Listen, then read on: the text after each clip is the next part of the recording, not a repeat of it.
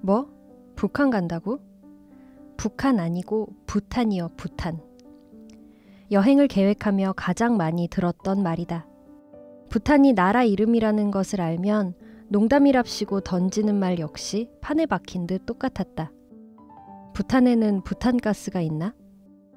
우리나라 사람들에게 부탄의 인지도는 딱 이만큼이다. 글로벌이라는 단어가 동네 강아지만큼 흔해진 요즘, 사람들은 전 세계 나라들을 대충 다 알고 있다고 생각한다. 그러나 그 안에 부탄은 없다. 히말라야 산자락에 있는 소국인데다 방문도 자유롭지 않고 세계사에 중요하게 등장한 적도 없으니까. 행복의 나라인지는 알 수 없어도 은둔의 나라인 것만은 확실했다. 2월에 모든 예매를 마치고 나니 우리를 기다리고 있는 건 6개월이란 시간이었다. 당장 떠나고 싶었지만 시간은 정직하고 더디게 흘렀다. 기다리다 지치고 여행을 떠날 거라는 사실조차 까먹을 뻔했다. 우리는 지루한 기다림을 견디기 위해 정기 모임을 가지기로 했다. 물론 계획은 계획일 뿐 다 같이 모이기는 어려웠다. 지리산 사는 윰윰이, 서핑에 빠진 산타리, 발레에 미친 은실이, 폴댄스 러버 운완완은 공사가 다망했다. 1차 사전 모임에는 윰윰이가 오지 못했다. 산타리와 운완화가 10년 만에 재회했고 운완화와 나는 원래 친했던 사이처럼 밤늦도록 수다를 떨었다. 부탄 여행 약 4개월 전 두 번째 사전 모임을 가졌다. 지리산 소녀 윰윰이가 친히 서울까지 행차했지만 운완화가 급체를 해서 오지 못했다. 존나 먼 행복만큼이나 4명이 만나는 길은 멀고도 험했다. 윰윰이와 나는 오랜만에 재회했다. 그렇다면 서로의 신상털기부터 시작해야 하는 법. 어떻게 지내는지 안부를 묻다 보니 자연스럽게 일 얘기로 이어졌다. 자신의 일 얘기를 신나서 하는 사람은 몇이나 될까? 대부분은 신세 한탄이 된다. 우리 역시 그랬다. 나는 프리랜서의 불안한 삶을 이야기했고 윰윰이는 패밀리 비즈니스의 어려움을, 산타리는 대기업 직장인의 애환을 토로했다. 열변을 토하던 산타리는 20분도 채 지나지 않아 말을 멈추었다. 노는 날 일 얘기하는 건 억울해. 딴 얘기하자. 그러더니 가방에서 종이 뭉치와 필기구들을 잔뜩 꺼냈다. 산타리의 수많은 취미 중 하나는 캘리그라피. 온갖 종류의 붓펜과 더불어 하얀색 엽서 종이까지 풀세트로 구비되어 있었다. 산타리는 종이를 우리에게 나누어 주었다. 자, 이제부터 각자 생각하는 행복의 정의를 쓰는 거야. 그리고 여행 갔다 와서 생각이 얼마나 바뀌었는지 보는 거지. 방금 전까지 험한 말들을 써가며 일 얘기를 하던 우리는 갑자기 진지하게 행복을 논하기 시작했다. 윰윰이는 행복이란 주제가 참으로 어렵다고 말했다. 나는 행복을 주로 남에게서 찾았던 것 같아. 엄마 아빠가 좋으면 나도 좋은 거고, 언니가 행복하면 나도 만족하고, 그래서 내 행복이 뭔지 잘 모르겠어. 정도의 차이는 있겠지만 모두가 공감했다. 주변 사람들이 나에게 가지는 기대를 충족시키면 행복할 것 같고, 남들의 기준에 맞추면 행복할 것 같다. 그것이 좋은 성적, 좋은 학벌, 좋은 직장, 높은 수입, 뭐가 됐든 말이다. 그렇지만 어느 순간 그게 진정한 나의 행복인가? 의문이 들 때가 있다. 우리가 생각하는 행복은 다음과 같았다. 각자의 스타일대로 내용도 길이도 천차만별이다. 후회하지 않는 오늘. 일상이 특별한 거, 별거 아닌 게 별거인 거, 하고 싶은 거 하는 거, 걱정 없이. 내일을 걱정하지 않는 것, 하고 싶은 일을 할 수 있는 여건, 하기 싫은 일을 하지 않을 자유. 안 참고 사는 인생. 인생은 참는 것의 연속이므로.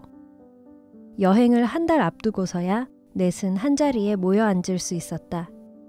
서울에 윰윰이네 매장이 생겼다. 약초차 명인이신 윰윰이네 어머니의 차를 음미하며 우리는 끊임없이 주전부리를 까먹었다. 이날 모임의 목적은 여행 전 최종 점검 및 책 교환.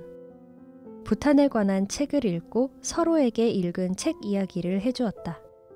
내가 읽은 에세이의 저자는 39에 부탄으로 여행을 갔다. 작가는 계속해서 나이 이야기를 했다. 39이란 삶을 돌아보게 하는 나이인가 보다 생각하다가 문득 깨달은 사실. 내 나이가 29이라는 것. 책을 읽기 전까지 30이 다가온다는 자각조차 없었다. 비슷한 나이를 살고 있는 친구들에게 이 얘기를 꺼냈다. 나는 20대의 마지막인 게 별 감흥이 없어. 철이 없어서 그런가? 나도 그래. 30 되면 되는 거지 뭐. 요즘의 30은 느낌이 달라서 그런가 봐. 김광석의 30즈음에 같은 느낌은 아니잖아. 나이 바뀐다고 갑자기 다른 사람이 되는 것도 아닌데 크게 의미 부여를 할 필요는 없는 것 같아요. 나이를 신경 쓰지 않는 사람들이 모였기에 이렇게 여행도 같이 가게 된 것 아닐까? 그렇지만 20대 끝자락의 여행이란 의미 부여를 하니 기분이 좋았다. 인생에서 가끔씩 찾아오는 전환점, 하나의 챕터가 넘어가는 시점에서 나를 돌아볼 기회가 주어졌다는 것이 감사했다. 우리가 부탄에 대해서 가장 많이 가졌던 의혹은 이런 것이었다. 가난한데 행복하다고? 그게 가능해? 그래서 부탄 남자와 결혼한 미국 여성의 에세이도 읽고 부탄의 행복 정책에 대한 연구서도 읽었다. 공통적으로 말하는 부탄의 행복론은 소유한다고 행복하지 않다 였다. 행복은 편안함을 의미하지는 않는다. 물건을 더 많이 가진다고 해서 행복해지지 않는다. 좋은 이야기지만 솔직히 100% 와닿지는 않았다. 자본주의 사회는 소유를 해서 행복하다기보다는 소유를 하지 못해서 불행해지도록 유도하기 때문이다. 머스트 해브 아이템이란 정말로 꼭 가져야만 하는 아이템이 아니라 없으면 박탈감을 느끼게 되는 물건이라는 글을 읽은 적이 있다. 무언가를 가지면 행복해질 거야가 아니라 무언가를 가지지 못하면 불행해질 거야 라는 불안감. 결국 적극적으로 행복을 추구하는 게 아니라 겨우겨우 불행을 피하면서 살게 되는 거다. 그래서 일부러 더 삐딱한 시선으로 부탄을 바라보기도 했다. 국민의 97%가 행복하다고 말한다는데 그 사람들이 세상 물정을 몰라서 그러는 건 아닐까? 정부한테 세뇌당해서 억지로 그렇게 말하는 건 아닐까? 이런 생각은 우리들 스스로가 돈 없는 행복을 상상하지 못했기 때문이었다. 처음에는 행복이란 뭘까 고민해보고 같이 카드에 적어보기도 하고 물질주의를 벗어나 나 자신을 찾는 유기농 여행을 다짐했다. 그런데 슬금슬금 무언가를 사기 시작했다. 나는 한복 입고 외국 여행을 해보고 싶었다. 면세점 쇼핑 준 전문가 운하나는 인터넷 면세점 장바구니에 물건들을 담기 시작했다. 시계를 사고 싶었던 나는 운하나에게 면세점 꿀팁을 전수받았다. 그런데 가려면 편한 신발이 있어야 한다고 합리화한 후 어느 색이 예쁜지를 고민했다. 여태까지 벗고 다닌 것도 아니건만 입을 게 없다는 생각에 자꾸 여기저기를 기웃거렸다. 역시 우리는 자본주의의 노예라고 자책했지만 쇼핑 역시 여행 전에 큰 즐거움이었음을 부인할 수는 없다. 가난하지만 행복한 나라에 가서 행복을 찾아보겠다고 하면서도 우리는 이렇게나 속물적인 인간들이었다. 무력 넘치고 자본주의에 젖은 우리가 부탄에 간다고 행복해질 수 있을까? 약초차와 함께 우리의 이야기는 끊이지 않았다. 행복이란 물질적 풍요와 정신적 여유, 둘 중 하나를 포기하는 거 아닐까? 풍요로우면서도 여유로운 삶이 최곤데 우리한테 부탄 사람들처럼 살라고 하면 미쳐버릴지도 몰라요. 근데 부탄 사람들한테 우리처럼 살라고 해도 불행할 거야. 친구가 그런 말을 하더라. 행복에 대해 고민하는 것 자체가 불행한 사람들의 특징이라고. 오, 그럴지도 몰라. 불행한 사람들이 행복하고 싶어 하니까. 나는 월화수목금 불행하고 토일 행복해. 언니, 토일 행복하기 위해 쓰는 돈은 월화수목금의 노동에서 나와요. 실컷 웃고 떠들고 돌아오는 길, 함께 나눈 이야기들을 곱씹어 보았다. 나는 지금 행복한가? 내 삶의 선택들은 행복해지기 위한 몸부림이었다.